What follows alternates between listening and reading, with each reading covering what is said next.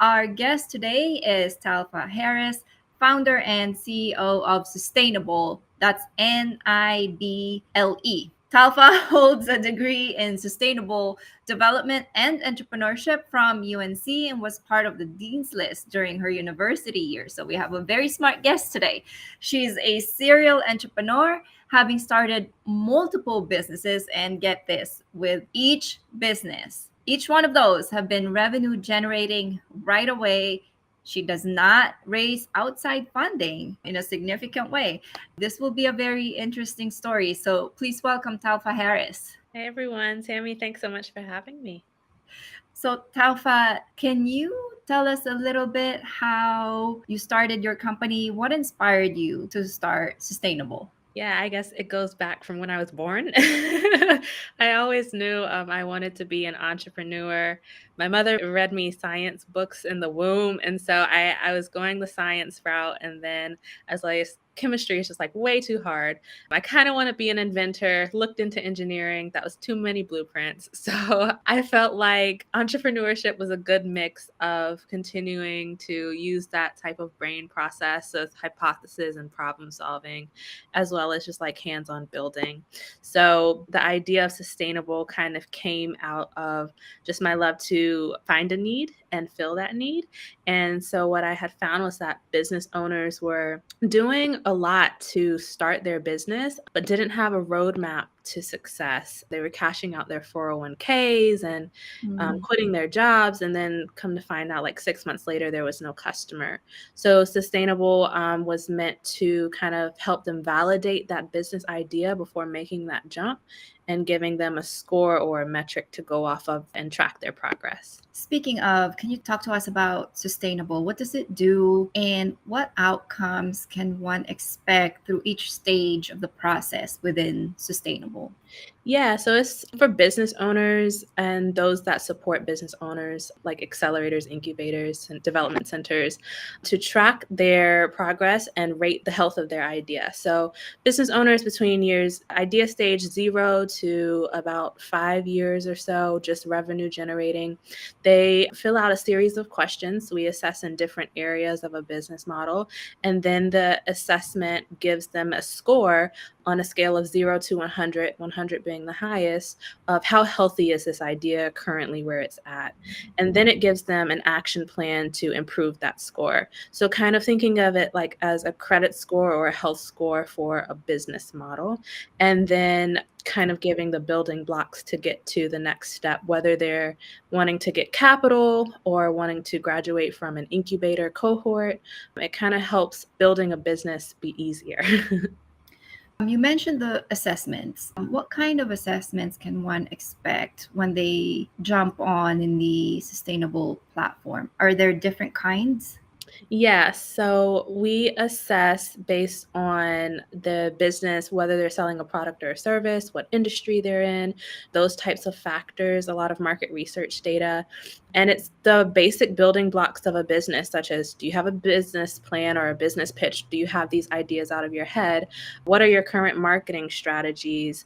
Do you have a business bank account? It's those types of questions. And then it's questions that are really targeted towards their market. So, for example, a trucking industry or the trucking business might get questions of, these are your list of regulations. Out of these, how many have you completed? So it's an assessment that's really catered towards, based on your industry, based on how many years you've been in business, and a bunch of different factors. This is kind of the soup mix that it looks like would make a healthy, sustainable business for you. Where are you with building it, basically? And it gives a score based on that. You mentioned trucking companies, for example. What are the businesses that would be a great fit to use Sustainable today? Yeah, so we found the sweet spot is actually not industry, and it's also not high growth versus lifestyle business. It's Mhm. more of, are you in an idea stage, or are Mhm. you in a beginning stage where you haven't quite figured everything out and want to make sure you're setting the right foundation? And we found this out because technically it's the same building steps to build a startup that's high growth as well as a lifestyle business. They all do the same things, but they just go after funding and customers in a different way. So it's those businesses that are in that idea stage, may not have been started yet, to, like I said, kind of just generating revenue and have goals to get capital, for example. And you mentioned that, all of these assessments, you're answering questions, it's assessing what score or what preparedness you might have in a certain area. So it might be like your product market fit, it's assessing that. Your operational areas, it's assessing those. It's probably assessing the viability of your revenue or business model. Mhm. So these are all components of a business plan, essentially. And this could be submitted to, potential funding institutions, banks, SBDCs, things like that. Do you partner with those institutions already? Yes, including the accelerators, the incubators, CDFIs that have lending components to it. The overall goal is to establish a health score of a business, just like there's a standard credit score, so that we can assess how well can this entrepreneur achieve something based on their model versus their financial background. So we do partner with those institutions for that purpose, as well as tracking business assistance progress. So a lot of times, as funding institutions or business organizations, we report in the amount of hours of TA given or business assistance given to a business versus how well have we grown this business in X category. So it's helping to create better impact metrics and make sure we're moving the dial along in that business. If a CDFI or, an accelerator or economic development program came to you, to Sustainable, and said, these are the things that we want to make sure the business has before we can refer them to, lending or other funding institutions. Like, is Sustainable flexible to provide that kind of view to the partner that you're collaborating with? Yes. And so, just like as a funding institution would, like I said, use the credit score as a benchmark, some funding institutions have used these health scores as a benchmark to say, once you get to this specific score, you can move further along in our funding process. And they kind of monitor their pipeline from there. And there's the action plan where entrepreneurs can go in and update those action items and check it off, and the score will go up. So that's how we're monitoring their progress and validating if they actually did the work in a lot of cases to move them forward through the pipeline. What if an entrepreneur, like, let's pretend I'm an entrepreneur, and one of the recommendations of Sustainable is, you need a robust financial model for this, and I don't know how to do it. Can I reach out to Sustainable for help? Or if I need additional coaching because something is more a DIY sort of thing, because the business might be more complex, that I'm not sure if the software can do it yet. Can the Sustainable platform do DIY like that? Or does that become more of a coaching? Sustainable, can you help me find someone? Or do you have staff that can help me with this? How can that work? Yeah, so there's a wide range of options, though we have expertise on our team to handle certain things for business consulting, but there's also resources that's listed within that action item that lists like Mhm. local resources near you in terms of human capabilities. And then there's also generative AI within the platform if they need help, like writing a sentence for their business plan or loan application, for example. So it's a balance or a mix. It depends on what they need. But really, the sweet spot is the custom recommendations based on where they are in location and specifically what action item needs to get done that the action plan will generate for them. Do you have competitors that you usually get compared to at the moment? Yes, we actually get compared to accelerators, incubators, SBDCs, and though we work in the same space, is meant to be a helpmate to these types of organizations versus a direct competitor. We don't want to take away the meat and the bones of the value that those organizations bring, but rather improve the processes and things. So those are the main competitors. And then there are also some online tools that do different components of what our application does. Like we have a business plan builder. There's a lot of business plan building tools out there. We have a walk score generator. I'm sure someone can go online and search for their own walk score of their building. But we kind of bring all those tools into one place onto one platform. Got it. So during the interview series that I've been having with entrepreneurs, the subject of fundraising has been covered a lot, to say the least. Now that you've taken your businesses from, idea to customer funded one, meaning like it's revenue generating, can you talk to us? When do you feel ready to start selling your solution? Like, when did you get your first set of customers? When did they start saying, yes, I will buy this solution? Any tactics that you might have used to close those deals in the early stages? Yeah, so I think the journey for us, it was really intentional about understanding who our customer is and what they wanted. And so because of that, we pursued programs that our customers would be in. So for example, there was like PGH Lab, which was a test pilot for the city of Pittsburgh to specifically test products and provide feedback. We were in Ascender, which specifically is an incubator itself and also a target customer. So because of the position of our product and what it did, we're in a unique position to build our product while getting feedback at the same time and kind of having a cycle of doing that. So again, we pursued programs that had an intention to provide feedback on B2B products. And from there, we took their feedback, improved it, and then they gave us referrals and recommendations to expand our pipeline. Do you market to entrepreneurs directly, or have you tried and did that work out?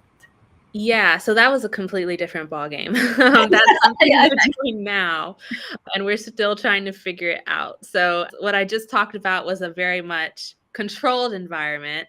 Selling to consumers is a whole different ballgame, and it's something that we're trying many different strategies: email marketing, cold and warm emails, going through different organizations. But what we're finding is we're having more success in partnering with the other organizations that I mentored to get to their entrepreneurs instead of directly marketing, especially with like low ad budgets and things like that. I have an assumption and a theory of why it's so hard to market to consumers, and that's because of noise, right? When you're going through partnerships, your target is right there. Yeah. And it's the people who have expressed the need and have pursued their need to get to those organizations. But when you're doing ads, it goes into the black hole of the World Wide Web. Don't really know whose eyeballs it's reaching. So Yeah. that is a very, very hard market to penetrate, because then you're up against the ad dollars of Yeah. larger corporations that are targeting the same people. And so Yeah. you have to be exacting in your marketing strategy, I think, when you're an early stage smaller business with limited ad dollars. Having said that, you haven't really fundraised in a significant way and became revenue generating right away. How are you growing a company that did not raise the multiple $100,000 or the $1 million raise at the rate that you are growing the company? Mm-hmm. Yeah, I like to say like we're blessed and stay within our skill set. Basically, if we don't have the skill, either I figure out how to do it or we just don't get it done. Like we figure it out a different way. So I say we, my husband is my co-founder. His background is in software development. So I had the brain power behind like entrepreneurship, building a business, and he had the tech skills, and we combined that. And we've done that before in previous business. We just like stay in our lane where we know that the costs to start up are low because of our skill set. We don't need to outsource, and we have the network to support it. So an example, we started a business in Jamaica as well that was helping like the taxi drivers bring tourism revenue directly to them. All we had to do was build a website for them and kind of make that connection. And because we knew someone who worked at a hotel, we were able to leverage our network. So I think it's 2 to 3 components: having the network, having the in-house skill set, and then having a little bit of capital to like do certain things that you need to do, but kind of foreseeing the expenses before getting started as well. This is your third or fourth company? Third. Third. The other one was children's toys, correct? Yes, Ancient Path Adventures is Bible games and online tools and things like that. And again, the skill set of graphic design was within there Yeah. as well. Yeah. So you're the second entrepreneur that I interviewed where the formula of husband and wife works, and you both have said we stay within our lanes. We don't try to tell each other what to do. We let each other figure out how to do their jobs most efficiently. And each one has a business background that determines the business direction, and the other one has the technical background that determines the technical direction. So that seems to be a winning combination for husband wife tandems. It definitely is. The first one didn't go so well because I did not know my lane at the time. I was jumping into like web development and trying to do code and it was just like all over the place. So it was something that was definitely learned along the way. But once you have that mix, like it's a go. Which brings me to a more ambiguous question. How do you stay in your lane? Do you just give this is what I need, a description of what you need, and then let the other person figure it out? Like, how do you determine what is staying in your lane? Yeah, I think when we don't have the answer to our own questions, that's when we know it's not our lane. So that's when we, I guess, depend on one another to provide the answer. And we're more comfortable because we consider the other person the expert. In terms of like how we communicate, we do keep that part like professional. We use things like Slack and assign tasks and put timelines on it through our project management software and tools. And we have like professional emails for communication and those types of things. So we clearly like set the boundaries and the times and the roles. We actually did not create job descriptions this time, but it's clear that like my husband is like the lead developer and I've learned a little bit of code. So he reviews my code. I don't just like submit code, for example. Yeah. So we lean on each other in our areas of expertise. It's very interesting. Has the tools help? Because you mentioned you're using Slack, you're using maybe something else so he can review your code. What tools do you use, and how has your processes and your productivity have been increased by these tools? Yeah, our main ones are Slack and GitHub. We were using Asana at one point, but transferred over into GitHub because it now has project management within it. And it made the process for code a lot more efficient, much more faster. We're able to manage it better and review it better and also expand our team from there. So I would say, especially for a tech company, is definitely something to have, especially when many different people are working on different parts of the code and projects at many different times. It's a necessity at this point. Any other tools in terms of team management, like QuickBooks? Do you use Office tools? Do you use HubSpot? Anything else that speeds anything up? Yeah, we've used Brevo. They were Blue a couple weeks ago. I guess they just sold out, but they're an email marketing platform to manage that. We use QuickBooks, and it used to be G Suite. I don't know what it's called now, but that just whole Gmail and Drive tool of management as well. Google Drive folders, sheets, forms, all of that is really important to have. And we also just have file organization structure just to find stuff faster and backups of everything. Just back up all the time. Like Dre is forever backing things up that don't need to be backed up. Once a day, like any best practices that Dave does. Back up your files. You never know what can happen to your computer. Where do you store all of this? It's G Suite. Do you have like a 1 terabyte? Like what size? Flash drives upon flash drives, like mountains of drives. And then he just created like his own cloud. And it's more of just like his love for tech, I think. But that being said, everything's backed up. There's the best practice, everybody. Back everything up. Has your university or work experience shaped the way you approach business at all? Or is it more the programs you've participated in? Or is it more just your business experience that you've gone through? Yeah, I think it's everything combined. Like I said, I was really intentional about becoming an entrepreneur. So because of that, when I was in college, I interned in like just different facets of business. There's like nothing common on my resume except like startups, I guess. You and So me both. yeah, I guess I was in a marketing role, then I was in like a finance. So I'm just trying to learn everything to build a business. I minored in entrepreneurship, sustainable development. Literally, my business is called Sustainable. The role that I went to after college was helping other businesses get started. So, I mean, just like that's the common thread. It's kind of just random businesses starting. I like starting business, but not like it doesn't have to be in a specific industry, I guess. Yeah. So, yeah, I'm kind of all Curious mind. over. Very curious mind, I would say. And the speed which you're absorbing information, I think, is just one of the fastest I've seen in all my years of working with entrepreneurs.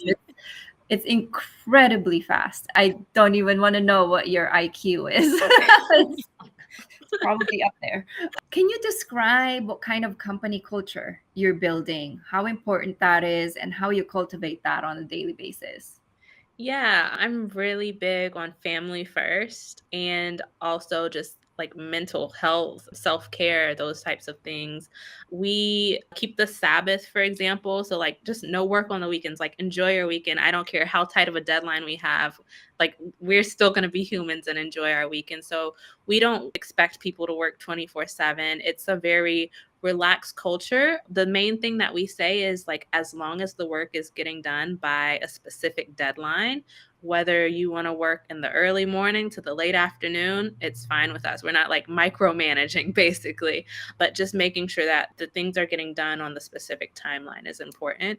But we trust our team to get it done because like there's also I don't know. I find that coders like to work in the middle of the night, and I'm just like, why?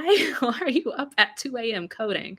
But I mean, if that's what they want to do and then do whatever throughout the waking hours, then go ahead. So it's really flexible like that. I think for highly analytical minds, the quiet of the night when there's no distractions, no messages on social media, no emails, I think that really helps to get them in the zone. So, how are you balancing work and personal life as a founder managing three businesses? I know you mentioned weekends are reserved for family, Mhm. but during the week, how crazy is it? Yeah, so we kind of like just set our own schedule and balance it out. So if I know I have like a full day of meetings one day and I have had zero time to spend with my daughter, then I'll be really intentional about like within the next 2 days capping my meetings before or after a certain time to spend that portion of the day with her. So though it might not be balanced within a single day, I try to at least make sure it's balanced throughout the week. And that's with just like scheduling. Oh, a tool that I use is Calendly. It is automated scheduling. So I intentionally go off and block time off out of my schedule for people to book or not for that reason. Another thing is making sure that we all sit down and eat breakfast together and all sit down and eat dinner together. I mean, those are some things that are very just daily life, but Basic, you don't right? imagine But it like how you really, get lost, yeah. right, in the process, and so I think that's really important to maintain. Has she started expressing that she misses you sometimes when you have one of those crazy busy days? Actually, no, and I think that even though I'm, like, on a meeting, she's sitting, like, 2 feet away from me, sometimes maybe clinging onto my leg, and Yeah. people are now used to that, right? Especially for women, and there's the kids to just be screaming in the background, but also maintaining that professionalism. So, she has not expressed that she misses me. If it's a point where we may be like, it's someone she actually knows on the call and it's a really relaxed meeting, people know who she is now. She'll just pop up and say hi and then go play. So I think not excluding her from the process, I think she's also learning part of the process. And who knows, she'll be an entrepreneur at 4. She's also very smart. What advice would you give to aspiring entrepreneurs, especially working mothers who want to be entrepreneurs, looking to start their own businesses? I would say it's okay. I think starting with it, just a fact, it is okay to be a working mom and start a business. We don't need permission, I think. Starting from that point, once our mindset is right, I would also say finding something that you're passionate about and good at, not just like chasing the money, will make it a lot easier because we have so much to juggle already. So it'll help us to continue to move forward when those days are hard. And so I would also say if it's possible to, again, as I mentioned, you could bring your kids into the process. I think what it helps that my family is involved in the process of building the business because we're still getting that family time in while also business building. So there's no love lost, for example. And then also for working moms, I would also say it's okay to say no. It's okay to sit out on some opportunities. We don't have to run after everything, still make time for the kids and the family and everyone else, but also remember to make time for yourself, because if we're not functioning properly, then nothing else will. I remember some of the meetings we've had because I think we were in the middle of the pandemic when you were part of the Ascender cohort. You had your daughter, I had my daughter, and we were having a meeting as if, normal. Like, Mhm.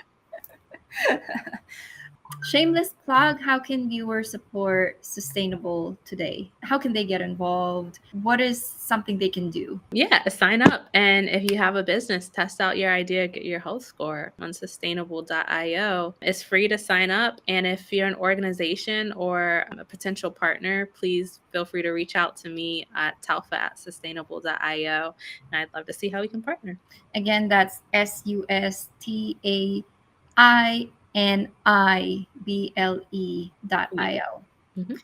Are there any organizations or individuals that have been instrumental or impactful to Sustainable reaching its growth milestones or goals that you'd like to give a shout out to? Yes, shout out to Ascender, definitely. Shout out to you, Tammy. You're definitely like instrumental in helping us like lay the foundations and just reach different areas in and outside of Pittsburgh. And Axiom as well. They were one of our first customers and took a chance on us. Really appreciate that. So while I'm shouting out, I always do it, but shout out to God just for everything. For the things that are out of our control and always turn out in a good way, I do think there is something larger that we cannot explain, but somehow catches us. So, Yeah. all right. Well, thank you, Talfa, and thank you everybody for watching. Please don't forget to support Sustainable. And if you'd like to watch the other entrepreneur interviews, it'll be on our YouTube channel, Project Scale Up. Thank you for watching. Welcome to Sustainable, your personal business co-pilot. We know starting a business can be a tangled, overwhelming process, which is why Ada is here to simplify it. Today we are going to give you a quick tutorial on how to navigate and utilize Sustainable's features. With Sustainable, just by taking a quick assessment, you can get a business health score and action plan of your current business operations or even idea. As you complete the items in your action plan, your score goes up for a health score that changes with you. You can also access tools such as a business plan builder featuring generative AI to give you content ideas and market research data for some industry insights. Have a brick and mortar business? Get your walk score. Need to register your business? Here are some links right at your fingertips. Want to just ask a business question? Ada's got you. Just type in your question and see what she says. Use these tools to build your business model for long-term success. It's pretty simple. By signing up for Sustainable today, we will have you on the road to success in no time.